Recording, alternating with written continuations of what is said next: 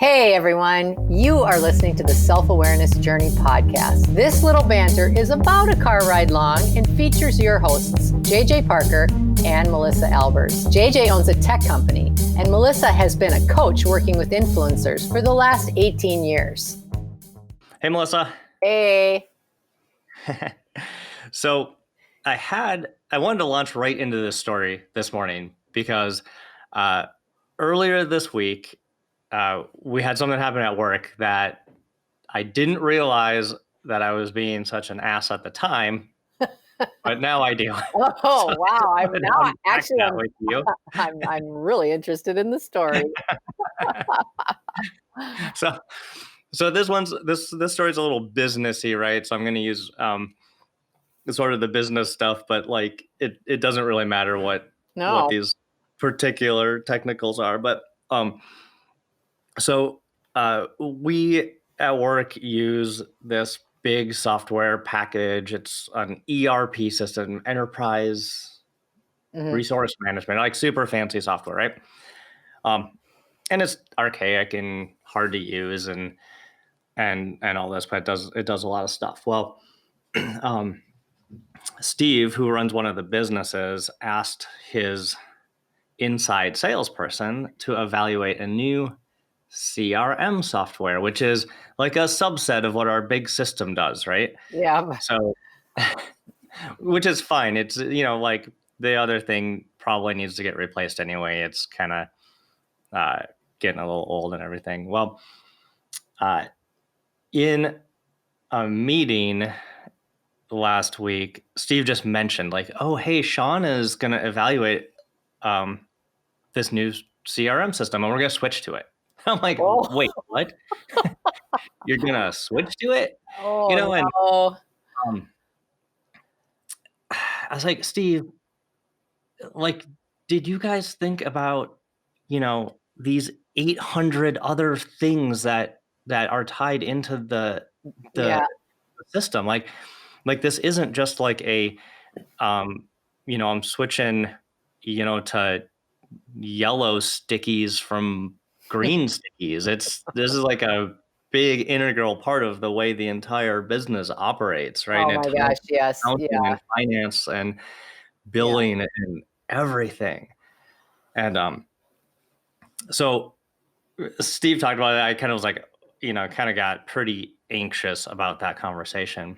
And then poor Sean, who was tasked with evaluating this project, invited me into his Slack channel. So Slack is like the little chat tool we use to keep in sync.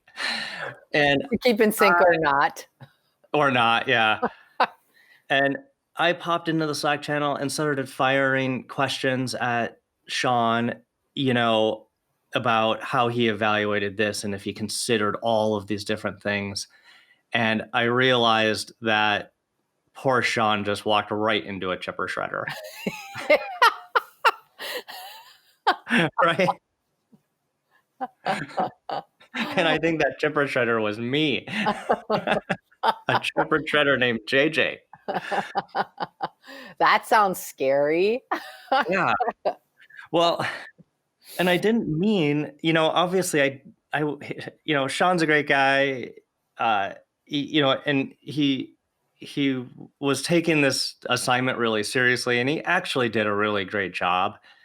And Steve was well-intentioned. He wasn't, but for whatever reason, this particular topic just absolutely sent me sideways, right? Huh. And I was looking for any and every reason to make it so everything that was decided was like dumb or wrong or had some problem. I was just looking for problems. And so this week I thought, why was I doing that? Like, these are good people. They work hard. They're smart. They make good decisions. And just because I got knocked off center with them wanting to switch a system out, which like logically is like, okay, you want to switch it out? Let's work through that, right? Instead of logically just going through that, I just kind of went a little bit crazy for a couple of days. Why do you think that is? Well, I think it's because every time we've done a really big systems change Mm-hmm. at the company, it's been really hard. Yeah. It's a lot of work. It's a lot of thinking. It's a And it's lot of, expensive. and it's very expensive. Yep. And, like none of them really go according to the initial plan or hope, but that's just how it is. I know all that. I know all that. It's not my first rodeo or even my second. It's probably my third or fourth rodeo. So by this time, I should be an expert, right? Certainly with the clown barrel, for sure. I'm definitely going to miss the barrel. Yeah. So I was thinking about how past experiences can really trigger like a strong emotional reaction, even though those experiences might be completely different to the current situation. Yeah. Right. When we switched systems in the past, yeah, like they were tough, but that scenario was actually pretty different than today's scenario. Yeah. But one thing I don't hear you mentioning though was your kind of your emotional state, like the state of the union, the state of what's happening in the world, all of these things going on right now have a huge impact on how you even respond to a standard conversation in the workplace. Mm-hmm. Don't you think? Like, because I think, you're being hard on yourself right now. And the way you describe yourself is,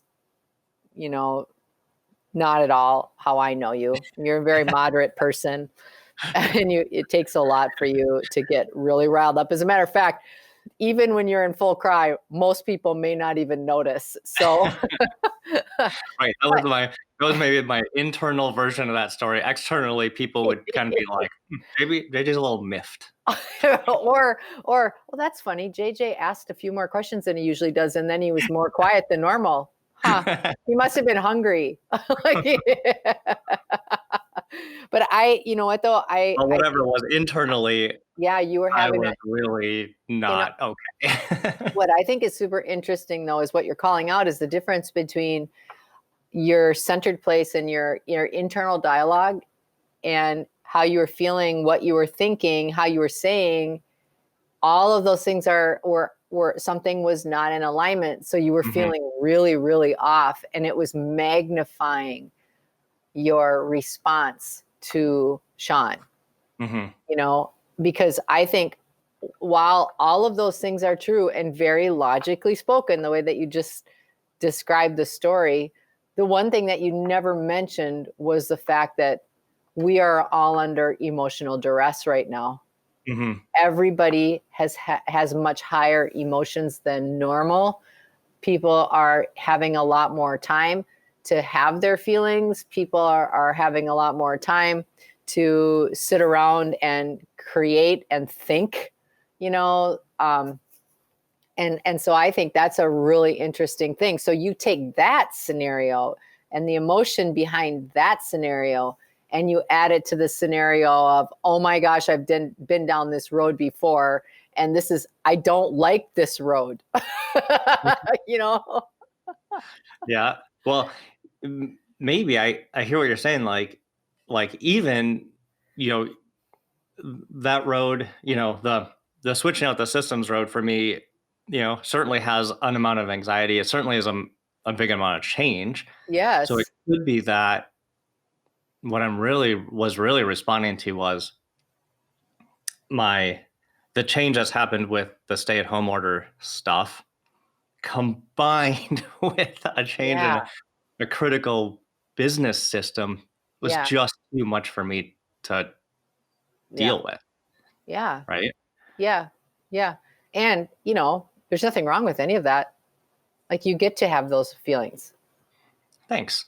Yeah. I mean, well, but you just do. You get to. We all do. Like, that's my point. That's my point. So often when I'm having these conversations, and you and I have had these conversations, you've given me these same pieces of wisdom when the tables have been turned. It's like sometimes when we're in the middle of it, when we're in the middle of these emotional, stressful experiences, it's impossible, if not extremely challenging, to have objectivity about it.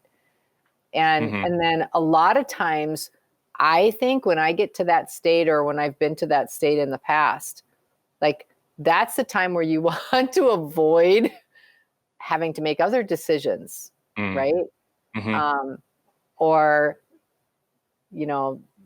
anything else that's going to have a strong impact on the people, especially in leadership, especially as a leader. Right. I don't want my chipper shredder to be on wheels, roaming around, just looking for.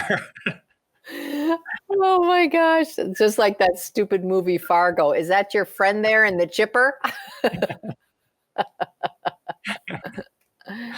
So so what happened then? Oh, I just like an absolute professional decided to ignore the entire thing for like the rest of the week. I made a conscious decision to avoid. Oh my gosh. So what I'm gonna do though is right after we're done here, I'm gonna take this episode and I'm going to send it to Sean and Steve, so at least they know this will be my apology. Oh. Wow. No, but I just didn't want to deal with it, right?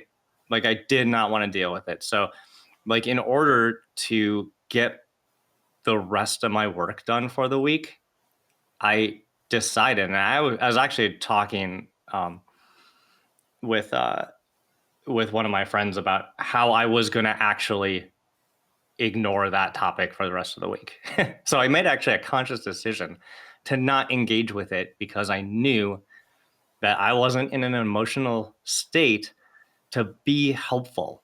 Like I could only be kind of destructive around that topic until I got myself to a spot where I wasn't so anxious about it. Right? What I should have done is told Steve and Sean, hey, I'm going to get back with you after I, get myself straightened out. This is not anything to do with you guys. It's my reaction. Yeah, but it wasn't. It was also the way that they came at it. It was that way because they know you, and they approach things in a certain, or certainly Steve knows you and was approaching things in a way that he knows you well enough to know how you would have a response. And I just wanted to also call out, because, we do this for each other, but the first thing that you said is what I should have done. So there was judgment there. There was like self-judgment around how you responded to it, right? And I was just curious, like, what was your process when you said, I waited until I was able to handle or until I had a different emotion, or I waited until I could emotionally be different? Yeah. So in that waiting, what happened? Did you process it through? Did you try to make it okay? Like, what was your I'm just curious. Do you know what your process was? Well, when I realized that I was like had such a strong internal reaction. Yeah. I really sat there and said, why am I reacting like this? This is that's so good. It's a big project, but why did I have such a strong reaction? That didn't make any sense to me. Right? Yeah. And especially when like I knew that like the intent of the whole thing was much more pure, and there wasn't any ill intent by anybody, right? So so I had to recognize the emotion, and then for me I had to really try to look inside to see like what things would influence like that response. Emotion, that response. Like, and that's why right away when we started talking this morning, that like is the past, these past experiences are influencing the way I'm reacting to an emotion. That's interesting. Right or wrong, right? Like, and a lot of times the the past things aren't the same as the current things. Like the past situations are different than the current situation. But it's so easy to not realize that they're different. That like, oh, well, it went terribly before, so this time it's going to go terribly again. You know, but you really got to think. I really had to stop and think like about that right there. That's so interesting because you're right. Like that happens with all sorts of scenarios and all sorts of people, relationships, where you'll have an instant, like for me, the way that I'm just like in alignment with you right now is there was a particular customer that I had that every time that he would get upset about something, I would shrink back. Even though what he was upset about was clearly not inappropriate, but his reactions and responses were not like in any other person. I would have been like, no, let me help you with that. And instead with this individual, I would catch myself having an emotional reaction that was different than that. And it took me a while to be able to cycle through. Why am I feeling this? Like, just keep going, just do it anyway. And then outside, he may not have even noticed any of those dialogue, that conversation in my mind. But I was having a reaction every time. And I recognize, I mean, this is like textbook probably, but I recognize that every time that he did that, it reminded me of my dad when I was little. And so I had this emotional trigger that would go off. And then the rest of me had to say, now, this is why it's not the same. And this is why it felt similar. But it took me a while. Yeah. Oh, that's such a good word. This is, like you said, that it's not the same, but it felt similar. And that's the key right there, isn't it? Yeah. Yep. We get a lot of feelings that are similar to something in the past, but the situation's different. Right. But that feeling kind of overwhelms. Yeah. Yes, for sure. The feeling overwhelms. And then, and it's a very natural response. If you aren't really aware of yourself, aware of that, the natural response is to just continue to have that strong reaction, whether it's warranted or not. Yeah. Yeah. And then we just kind of play it out. We act that emotion out to its end. And then remember, like what I've said in the past, we then take it from there and use our imagination to create things we don't want. Wow, people are really silly. I don't want a new CRM system, so. Kaboom! Well, it's funny. We started talking about something very technical, like business systems, and what we're really talking about is, like how these triggers can come up in different ways, and these past experiences, and whether they're like a system or a person, right? I was thinking that like sometimes I'll come across people who I expect to have a certain reaction to everything I say, right? Because they've reacted that way in the past. Yeah. But just because they've acted a way in the past doesn't mean that they're going to act that way now, right? Exactly. So I always have to remind myself to give people grace in that way, to say, hey, they might have had a strong reaction in the past, but they might not this time. Yeah. Well, thanks for sharing that story, because first of all, it's hard to tell your own stories. Sometimes it can be a little challenging, and it's really challenging to do it when it's recent. So thank you for doing that. All right. And I'm going to hit the send button on this and shoot it right over to Steve and John. We hope that you've enjoyed today's episode. Our mission is to help people become happier and more effective by gaining insight into their own thoughts and feelings. We'd love your support. First, share this podcast with anyone you think might enjoy it. Second, leave us a rating or review on your favorite podcast site. This helps others discover the podcast so we can reach more people. And third, sign up for our newsletter at theselfawarenessjourney.com. This will help us communicate better with you and build our community. Thank you so much for joining us in the Self-Awareness Journey. We'll see you next week.